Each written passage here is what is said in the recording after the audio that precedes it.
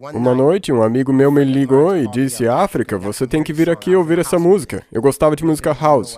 Eu não sei se vocês conhecem o estilo da música house, é um ritmo muito pesado e hipnótico. E nós éramos muito envolvidos com a música e dança house. E ele me ligou e disse: você tem que vir aqui ouvir essa música. E eu fui à casa dele, e eu estava ouvindo essa música, e uma batida muito pesada, e veio uma voz, a voz do diabo. Eles editaram para soar como se fosse a voz de um demônio. E a letra era assim: e eu abri o sexto selo, e eis que houve um grande terremoto. E eu tipo, isso soa como se fosse da Bíblia. E ele disse: eu acho que é da Bíblia. E por um motivo me apareceu uma ideia e eu falei: até mais. Eu voltei para casa e liguei para todos os X-Men e disse: ei, eu tive uma ideia. E eles: o quê? Por que a gente não lê o livro inteiro de Apocalipse hoje à noite? E eles tipo, ok. Eu não sei nem de onde nós tiramos aquela Bíblia, sério. Mas nós conseguimos uma Bíblia, pegamos nossa maconha, e a gente ficava tipo... A gente lia, passava maconha, passava a Bíblia, e eu tenho que confessar que a gente ficou bolado. A gente ficou tipo... O quê?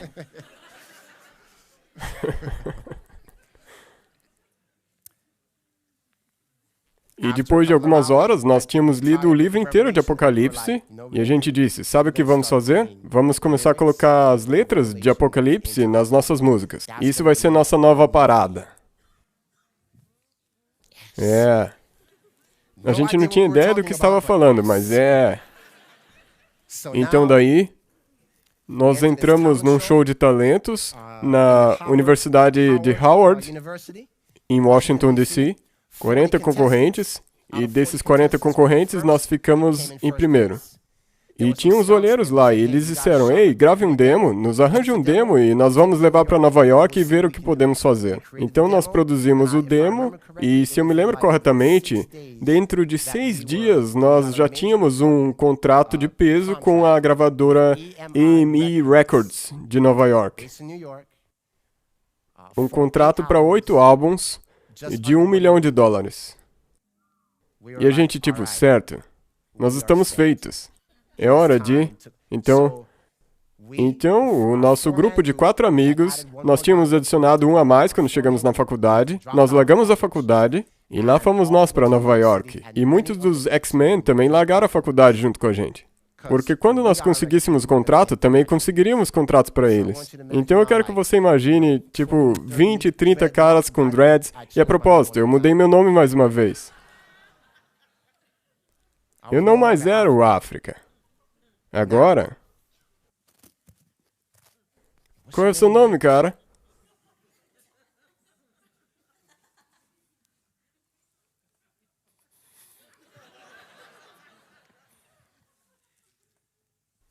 Yoda.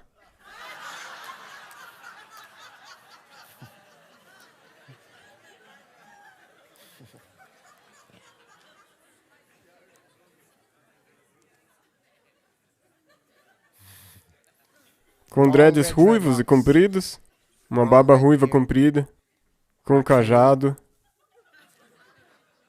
Qual é? Yoda. E o nome do meu irmão? Jedi.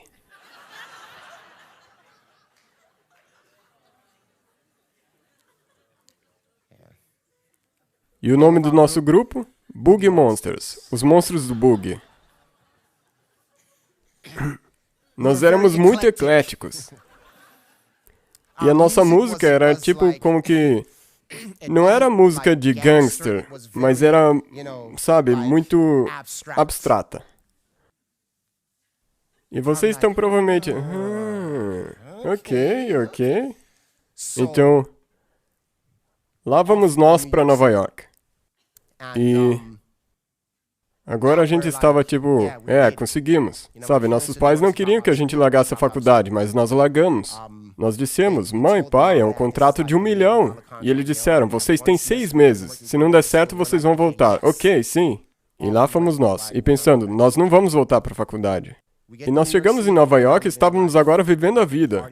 Festas, passando tempo com as pessoas da TV. E agora estávamos juntos com essas estrelas que antes nós só podíamos ver através da televisão. E foi aí que nós conhecemos um jovem. Deixa eu colocar em outras palavras. Foi aí que Deus disse, haja luz. Porque nós conhecemos um jovem que nós não sabíamos, mas ele era um adventista do 7º dia. E ele era um amigo de um amigo nosso. E na nossa casa nós tínhamos festas, as pessoas vinham, se confraternizavam a noite inteira. Tinha pessoas que a gente nunca nem tinha visto, sabe? Estávamos vivendo a vida. E uma noite, um amigo nosso trouxe um amigo dele à nossa casa. E ele tinha dreads como a gente, como um de nós. Então ele veio à nossa casa pela primeira vez e nós estávamos conversando. E nós estávamos falando sobre a nova ordem mundial. E como eles estão atrás dos negros. A gente estava, cara, tô dizendo, a nova ordem mundial. E cuidado com aquela caixa de sabão, cara, tô dizendo. Cara, tô dizendo, eles vão colocar essas marcas em nós, cara, tô dizendo. E a gente não quer isso, nós temos que compor rimas sobre isso. E esse amigo desse amigo nosso olha pra nós enquanto estávamos conversando, e ele tipo, que dia que vocês acham que é o sábado? E eu me lembro de pensar comigo mesmo. Lembre-se que eu não tinha nenhuma lembrança daquela conversa quando eu tinha 12 anos. E eu me lembro de ter pensado, ok, aqui estamos nós tendo uma conversa importante sobre um tema realmente bíblico, e aqui está o seu amiguinho querendo saber que dia é o dia de descanso. É o domingo, todo mundo sabe disso. E nós dissemos, toca aqui, toca aqui. Que seja, cara, de volta à nossa conversa séria. Aquelas caixas de sabão, cara, tô dizendo, a marca da besta, mano. Cuidado com aqueles círculos, cara, eu vou te contar. E ele continuou ali e disse, pensa de novo. Então nós ficamos tipo, pensar de novo? Do que seu amigo tá falando, cara? Qual que é o primeiro dia da semana? E a gente tipo, domingo. E daí ele perguntou, qual que é o 7º dia da semana? E a gente ficou tipo, domingo?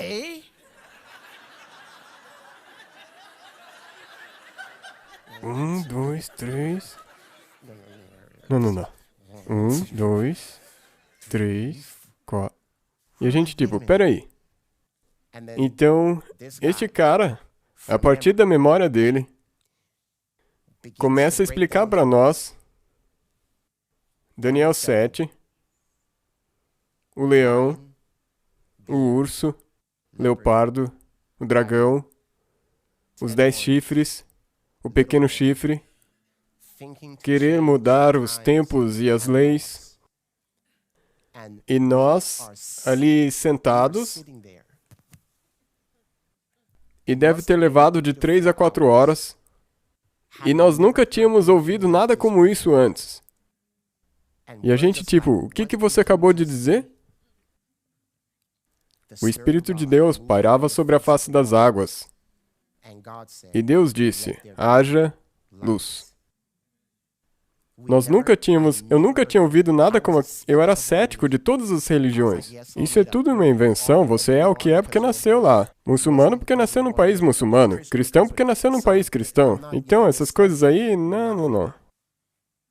E quando ele explicou essas coisas, e eu lembrei da história que aprendemos na escola secular, Babilônia, Medo-Pérsia, Grécia, Roma. E a partir dessa noite, quem viesse até aquela casa, iria encontrar de 20 a 30 de nós, às 2, 3 ou 4 da manhã, lendo a Bíblia, com a nossa maconhinha. Deus estava trabalhando em nós, por etapas. E nós estávamos tipo, Nós estávamos tipo, peraí. Então, finalmente nós perguntamos, quem é você, cara? Ele disse, eu sou um adventista do sétimo dia. Um quê? O que é isso? Então a gente disse, ok, nós vamos para a igreja com você nesse sábado. Então eu quero que você imagine...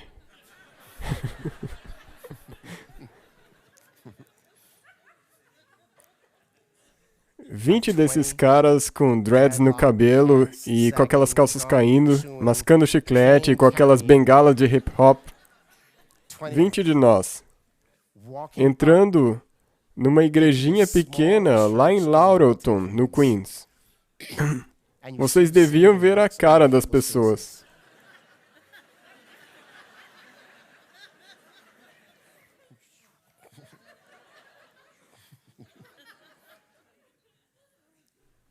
Nós entramos naquela igreja e nós nos sentamos e ficamos tipo assim.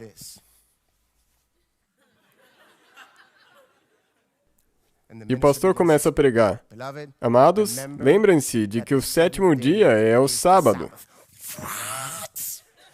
Como é que é? Vocês ouviram isso?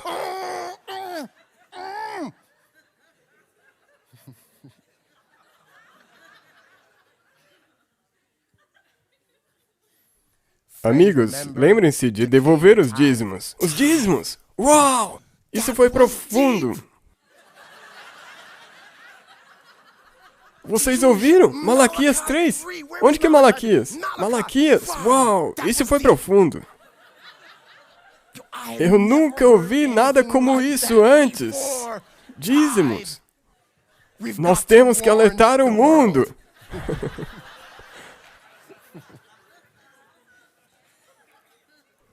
E qualquer coisa que o pastor dissesse, nós pirávamos. A gente estava tipo, pra mim já era. Já era. Jesus é Deus? Pra mim já era. E eu estava tipo, não. Mas daí nós ficamos confusos, porque todas as outras pessoas estavam assim.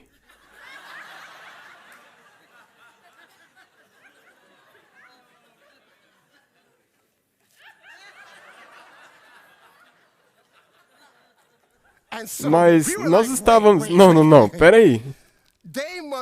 Eu acho que eles não ouviram o que o pastor acabou de falar. Que Jesus te ama. Acho que eles não ouviram, porque eles estão muito quietos. Não pode ser.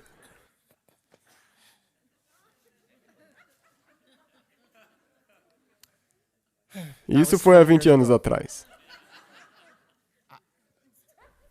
E nada mudou. Nada mudou. Não?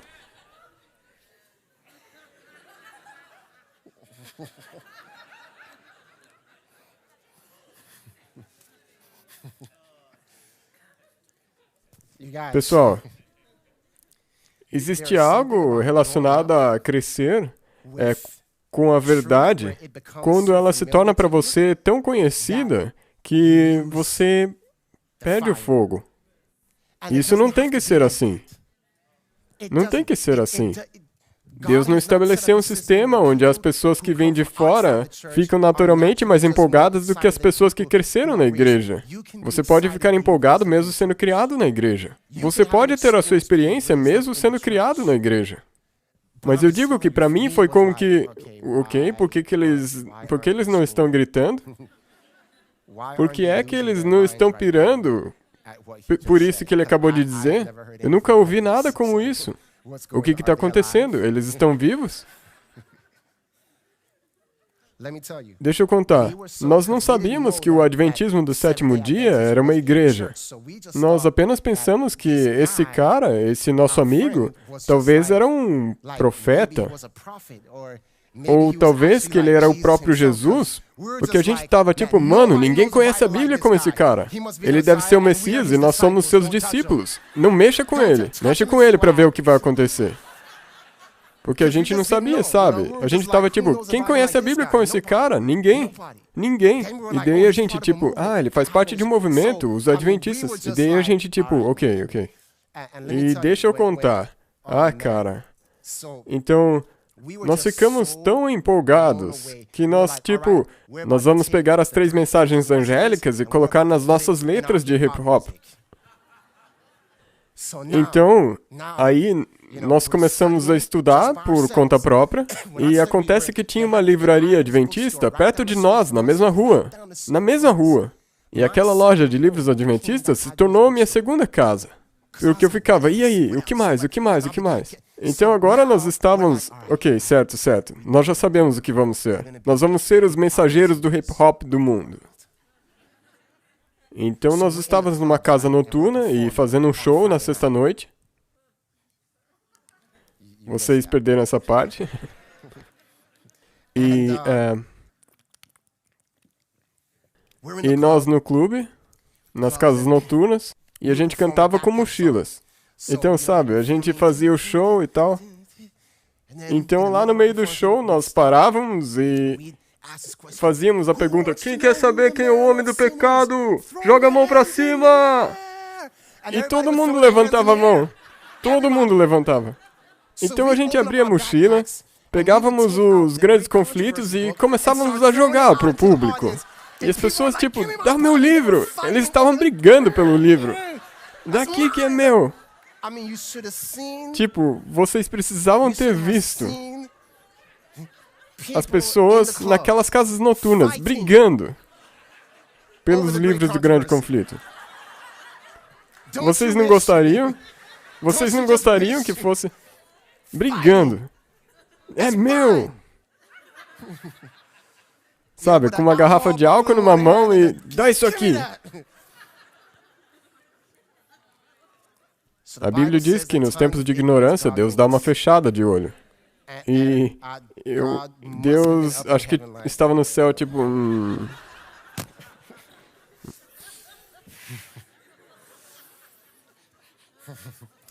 Anjos, vão lá. Vão lá com eles. Eles não sabem o que estão fazendo. Vão. Abençoem eles. Guardem eles. Nos tempos de ignorância, Deus dá uma fechada no olho. Deus fecha o olho. Então, nós acabamos... Então, às vezes, nós tínhamos garotas que... Sabe como é na indústria da música? Sabe? Garotas. Sabe? É.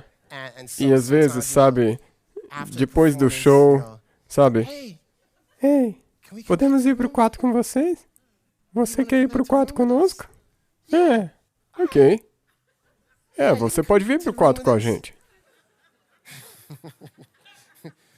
Então, íamos pro quarto e, me desculpe, mas acompanhe. Íamos pro quarto e então entrávamos no quarto, trancávamos a porta e, bum, abram suas Bíblias, vamos lá. Vamos lá, vamos lá. Não, senta aí. Certo. Daniel capítulo 2. Nós temos a noite inteira. Daniel 2 começa com a cabeça de ouro. E, sabe, nós estávamos muito... Eu estou dizendo, a gente estava muito empolgado. A gente estava muito empolgado. E o que acabou acontecendo é que quase todos nós nos batizamos na igreja adventista. E...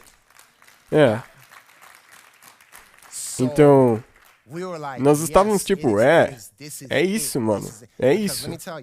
Tipo, eu fiquei assustado ao começar a estudar o Adventismo, porque fazia tanto sentido. E antes eu ficava, mas religião não faz sentido. Eu entendo, mas não faz sentido. Mas com isso eu ouvi, pra mim não tem jeito de escapar. Pra mim não tem como escapar. Então... E nós nos batizamos e Deus tem um senso de humor. Sabem quando a Bíblia diz que Deus fez separação entre as águas? É quase como se Deus começasse a dizer a mim. Ele começou a me guiar para um lugar onde Ele me tiraria dessas coisas com as quais eu estava envolvido. E Deus tem um senso de humor porque eu me batizei numa igreja em Kingsborough, na igreja adventista de Kingsborough, em Nova York. Era uma igreja onde todo mundo era negro. E a igreja em Laurenton, onde eu inicialmente comecei a frequentar também, era só com negros. Então eu pensei que o Adventismo era um movimento de negros.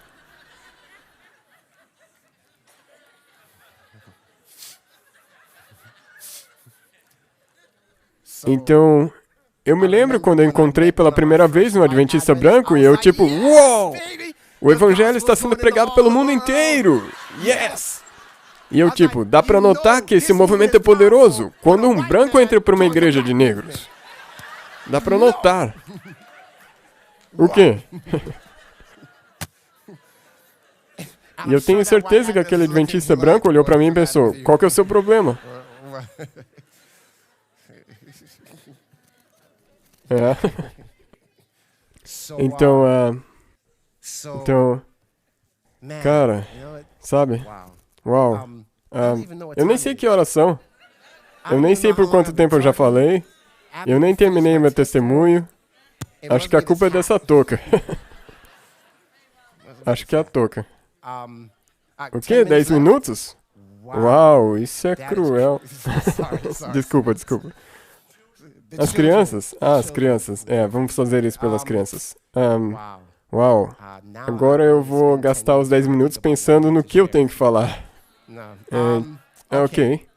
Então, é só me avisar, ok? Então, onde que eu tinha parado?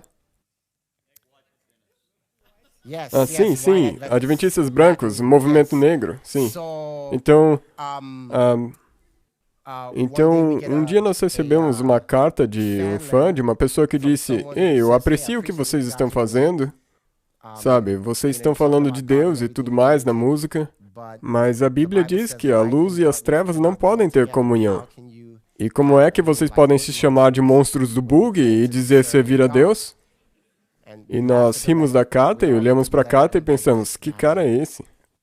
E no dia seguinte, nós fomos pro escritório falar com os nossos empresários. Cara, a gente vai ter que mudar o nome do nosso grupo.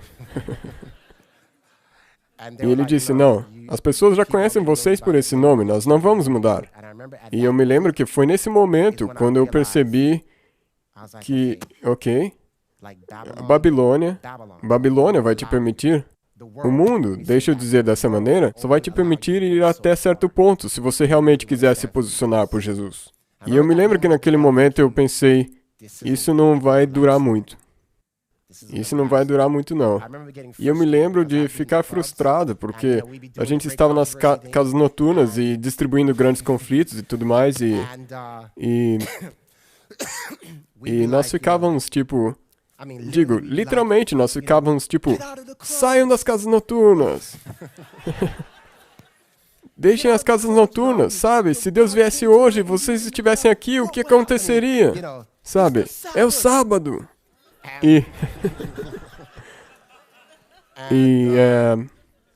Eu ficava tipo, Deus, por que essas pessoas estão dançando com as nossas advertências? Sabe, nós estamos tentando dizer, Babilônia caiu e eles estão dançando com as nossas advertências. E eu ainda me lembro de Deus me dizendo, você não pode chamar as pessoas para que saiam de Babilônia se você ainda está na Babilônia. E Deus me tirou. E eu me lembro que Deus me ajudou a tomar essa decisão. O meu irmão e eu decidimos deixar a indústria da música. Porque nós sentimos que nós não podíamos combinar a luz e as trevas. Nós tivemos que tomar uma posição. E o meu irmão e eu decidimos que nós tínhamos que deixar. Deus fez a separação entre as águas, dia 2. Estão me acompanhando? E a Bíblia diz que no dia 3 Deus criou frutos. Deus começou a mudar o meu irmão e eu. Eu era acostumado a xingar, falar palavrão toda hora. E um dia meu irmão falou, sabe, ele me chama de Al, é o meu nome do meio. Sabe, Al, eu acho que se nós quisermos ser salvos, nós provavelmente temos que parar de falar palavrão. E eu tipo, esses irmãos mais novos, quem então se salvará? Porque nós falávamos muito palavrão. Falar palavrão pra gente era como que... Mas sabe o que aconteceu? Quanto mais nós estudávamos, mais Deus tirava estas coisas de nós. E, de repente, nós já não falávamos mais palavrão. Deus Tipo, nos mudou. Novos frutos começaram a surgir em nossas vidas. As minhas calças subiram até a minha cintura. E, sabe, eu gostaria de pôr dessa maneira. Deus começou, na verdade, a me curar. Porque eu costumava andar dessa maneira aqui.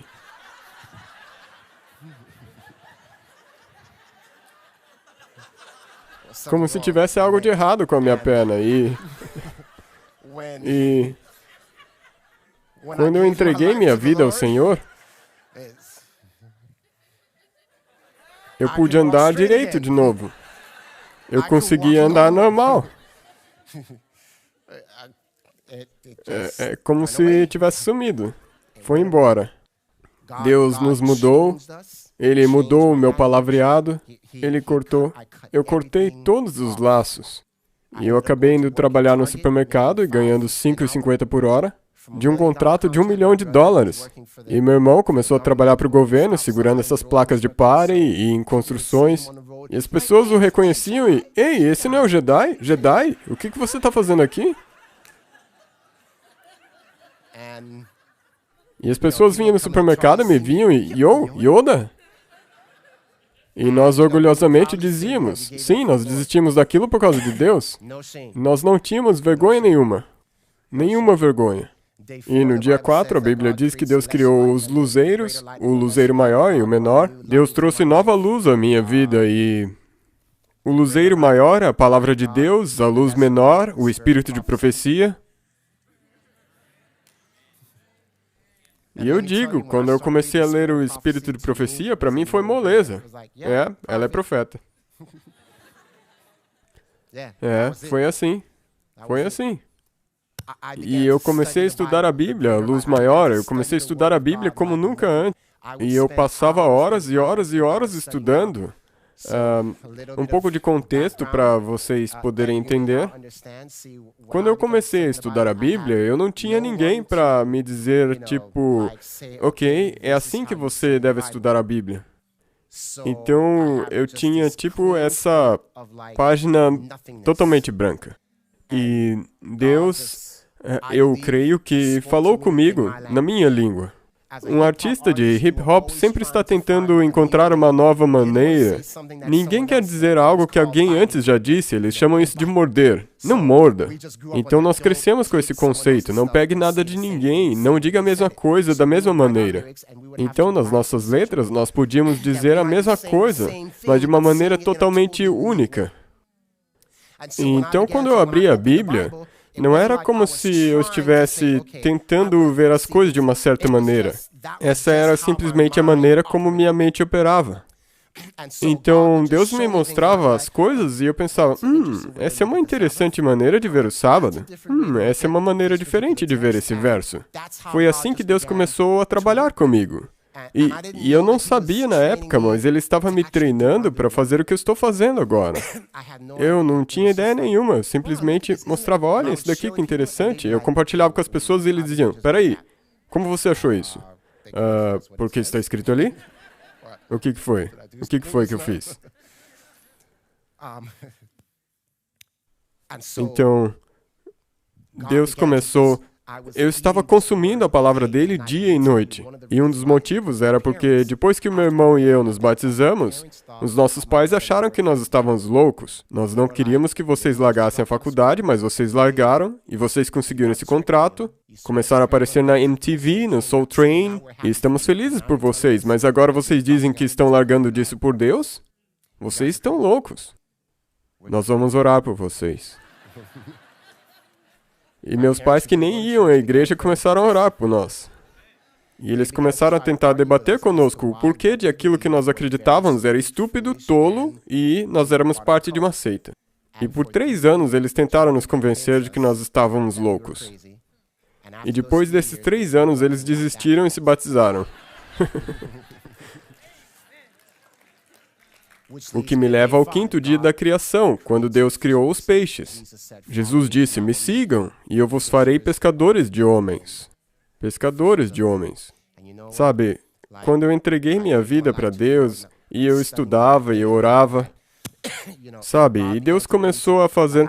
Eu não sabia que Deus me chamaria para o ministério. O meu maior medo era falar em público. Como artista de hip hop, eu me escondia atrás da música, atrás de uma fachada, eu podia ser o Yoda, África. Beleza, cara, seja o Yoda agora, seja o Yoda. Mas estar ali na frente e falar? Não, cara, não é esse quem eu sou. Mas foi exatamente isso que Deus colocou no meu coração. Deus colocou um fogo no meu coração que eu não podia conter. Na verdade, minha vida no passado foi tão bagunçada. Eu me lembro de contar... Eu acho que eu nunca compartilhei isso com ninguém. Talvez eu já compartilhei, mas eu acho que não. Eu vou compartilhar 2 histórias que eu nunca contei. O primeiro testemunho que eu já dei, eles tinham aberto um espaço para testemunhos, e eu me lembro que foi numa das igrejas em Nova York. Eu me lembro que eu fui até a frente da igreja e eu comecei a falar sobre ser apresentado ao Adventismo do 7º dia. E então eu comecei a chorar, porque eu disse o seguinte: Satanás sabia que se um dia eu entregasse minha vida a Deus, eu iria querer pregar. Mas antes disso, ele estragou minha vida. E porque minha vida foi estragada, eu não poderia ser um pastor. E isso me quebra o coração. E eu comecei a chorar.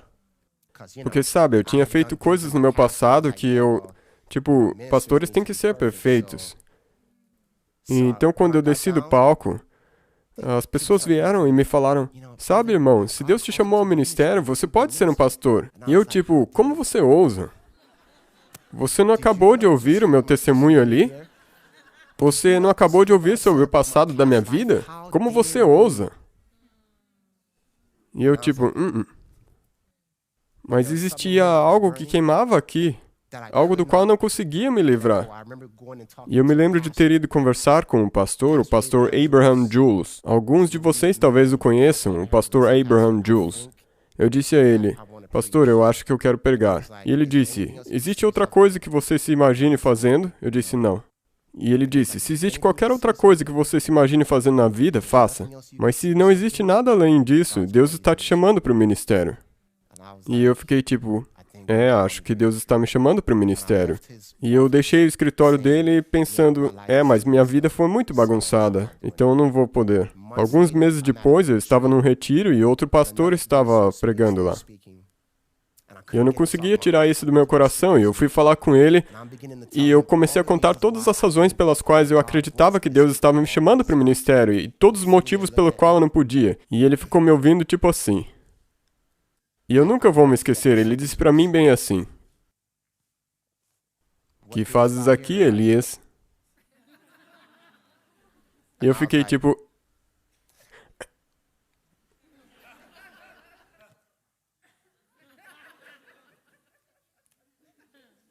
E assim foi.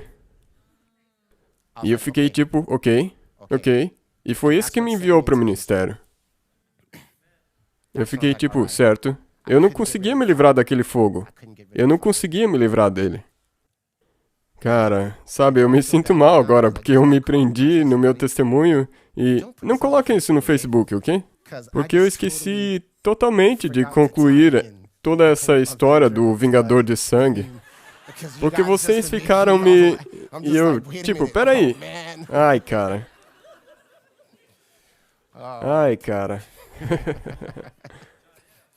Jael. Eu vou finalizar isso, eu vou concluir. Mas deixa eu dizer o seguinte. No 6º dia, no 5º dia, eu fui pregar e minhas tias e sobrinhas e primos, principalmente as tias mais velhas, sabe? O Al vai pregar, a gente devia ir lá. E eu tipo, sim, eu vou pregar, venha me ouvir. E eles vieram à reunião, eu preguei, e depois de umas semanas, eles se batizaram. Deus começou a usar o meu irmão e eu para alcançar nossa família, meu pai, minha mãe, meu irmão, a mulher do meu irmão. Deus começou a nos usar como pescadores de homens. E no 6º dia, a Bíblia diz que Deus criou o homem à sua imagem. E eu acredito que esse processo de recriação, Deus estava me recriando à sua imagem. E ele também me deu uma noiva, a Tonte. E aqui se completa o meu testemunho. Só mais uma coisa. O 7º dia. Deus quer nos selar com a sua imagem. E é por isso que todos nós precisamos estar no 7º dia quando Jesus voltar. Em qual dia você está? Essa é a pergunta. Em qual dia você está? Então, olha, eu posso finalizar essa história do Jael? Eu tenho que finalizar essa história. Eu vou fechar a Bíblia, eu vou fazer de cabeça. Essa foi a minha fuga para a cidade. Essa foi minha fuga. E eu me lembro de chegar à cidade e ver, Senhor, nossa, essa é a cidade. Olha. Ouça. Eu aprendi tanto sobre Adventismo em 3 meses que quando eu via um adventista de cabelo grisalho, eu queria fazer quase que nem João, me curvar e adorar. Porque eu pensava, tipo, se eu estou nisso já há 3 meses e você parece estar aqui já há anos, que coisas você então não deve saber? E eu quase que... Então eles, tipo, você podia explicar isso de novo? E eu, o quê? Eu? E eu pensava, tipo, cara, os adventistas são as pessoas mais profundas, cada um deles. Bum!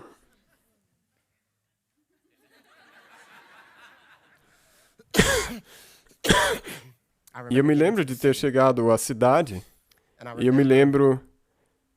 Eu estou falando simbolicamente. Eu olhava para os muros e via alguns jovens no muro olhando para fora. E eu, Senhor, quem são esses jovens? Por que eles estão olhando para fora? E Deus me disse, essas são pessoas que querem ir para o lugar de onde você acabou de vir. Espera, não, isso não pode ser possível. Eles são adventistas. Nós somos os remanescentes, isso não pode ser possível. Sabe, muitos de nós parece que estamos brincando aquela brincadeira de pega-gelo com o diabo. Assim que o sol se põe na sexta, no sábado, lá vamos nós para o mundo, na esperança de não sermos alcançados pelo vingador de sangue. E nós voltamos bem a tempo para o pôr do sol de sexta-feira. Vamos na igreja no sábado, feliz sábado. E nós continuamos jogando esse jogo até que um sábado nós não aparecemos. E daí o próximo sábado. E o próximo sábado. Onde eles estão? Eles foram pegos fora da cidade. Eles estão congelados do lado de fora da cidade. Lembra quando nós falamos do Vingador de Sangue? E como ele era o parente mais próximo? Tem algo que eu quero contar a vocês sobre o Vingador de Sangue. Veja.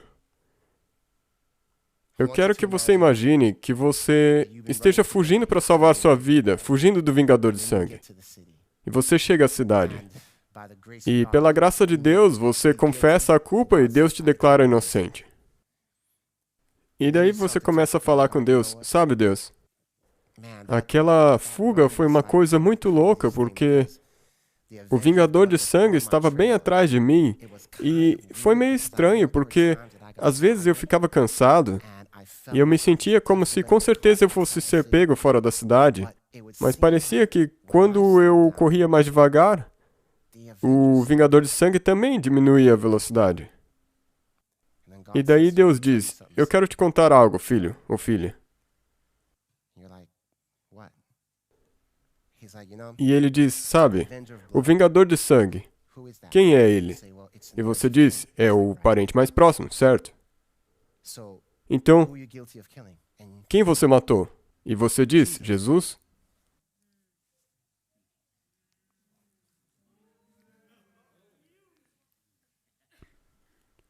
Espera um pouco. Deus, você está me dizendo que era você quem estava correndo atrás de mim? Uau! Quem é o parente mais próximo de Jesus? O Pai?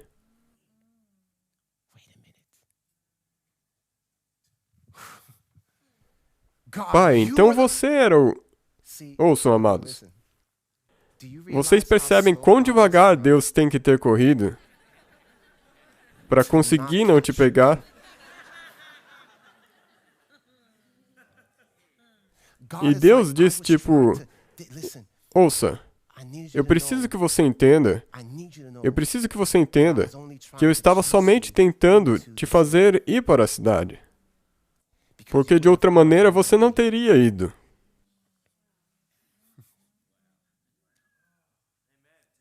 Mas eu não consegui ver seu rosto. Sim, você não conseguia. Você não sabia que era eu, mas eu era o vingador de sangue. A Bíblia, na verdade, diz que Deus... Sabe, em Isaías 54, a Bíblia diz: com um pouco de ira escondi minha face de ti, mas com benignidade eterna me compadeci de ti, diz o Senhor teu Redentor. E essa palavra, Redentor, é a palavra hebraica Ga'al, o parente mais próximo.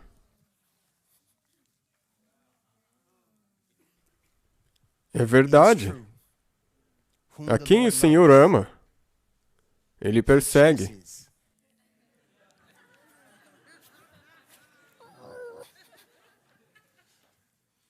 Aquele que o Senhor ama, Ele persegue.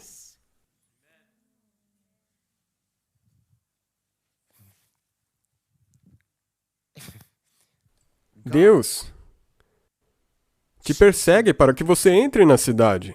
E por quê? Por quê? Porque Ele nos ama. Aquele a quem o Senhor ama, Ele persegue. O Senhor amava os egípcios? Sim, Ele amava. Como nós sabemos isso? Porque Ele os perseguiu. Vocês percebem que as pragas derramadas sobre o Egito eram parte do plano de Deus para salvar o Egito? Quando Ele transformou a água em sangue, deixa eu perguntar uma coisa. Nós estamos aqui na Austrália, nesse acampamento, e imagine que nós voltemos para o nosso alojamento e abramos a torneira e saia sangue. Quantos aqui vão pensar, isso é estranho?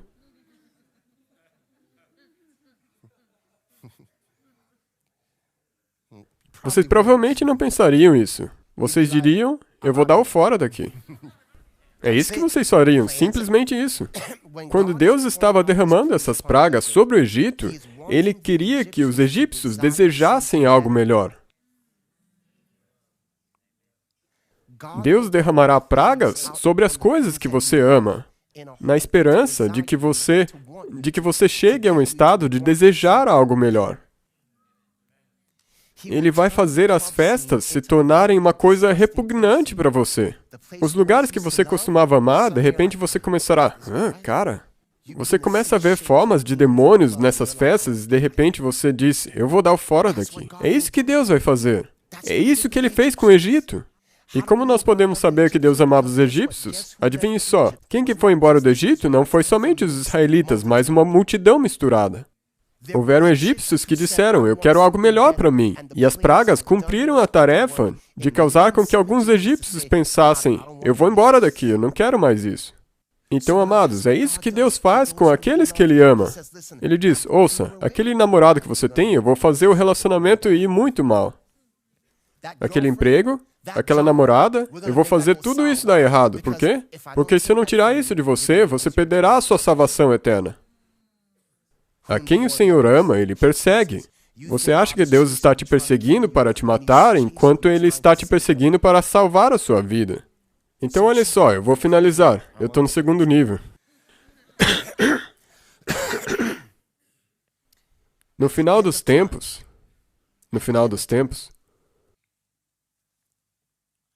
os justos estão dentro da cidade, descendo da Nova Jerusalém, descendo do céu. A questão é, como eles chegaram lá? Deus os perseguiu até lá. Deus os perseguiu até que eles entrassem dentro da cidade. E por que Deus os perseguiu para dentro da cidade? Ele os perseguiu para que entrassem na cidade, porque Ele não queria os encontrar fora da cidade.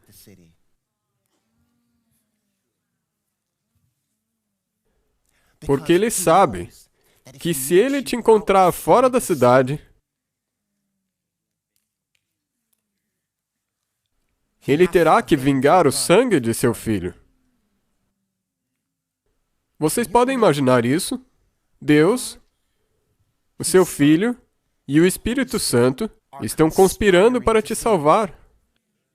Deus diz, ok, eu serei o vingador de sangue. Jesus diz, ok, eu serei o caminho. E o Espírito Santo diz, ok, eu o convencerei de que ele tem que começar a correr. Eles estão num complô para te salvar. E eles estão tipo, ok, esse aí é cabeça dura, então vamos ver. Vai ser assim, o plano é o seguinte. É um complô para te salvar. Ele não quer ter que te encontrar do lado de fora da cidade. Porque ele te ama. A única pessoa que ele deseja encontrar do lado de fora é Satanás e os anjos maus. E o meu apelo hoje à noite é muito simples. Fique dentro da cidade. E se você já não está na cidade, entre nela. Se você não está na cidade, é hora de correr, agora. Comece a correr. Pare de correr de Deus e comece a correr em direção à cidade. Reconheça a sua culpa.